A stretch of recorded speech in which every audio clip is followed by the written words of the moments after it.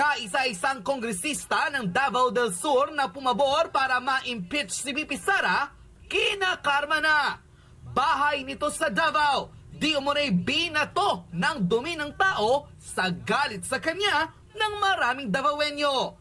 Tila ramdam na raw ni Congressman John Tracy Cagas ang galit ng mga supporters ni Vice President Sara Duterte matapos makita ang pangalan nito na pumirma para ma-impeach ang Vice President sa kanyang pwesto. Binulabog ng maraming netizen ang congressman ng Davao del Sur na si Congressman John Tracy Cagas nang marami sa kaniyang mga constituents ang magreklamo at tila sabihan itong traidor nang pumabor siya sa pagpapatalsik kay VP Sara. Ilan sa kanyang mga supporters ang tila itinanggi ang paratang at sinabi pang hindi siya bumoto para mapatalsik ang bise sa kanyang pwesto. Ngunit ang kanyang pirma ang magsisilbing ebidensya na tunay ang balita sa kanya.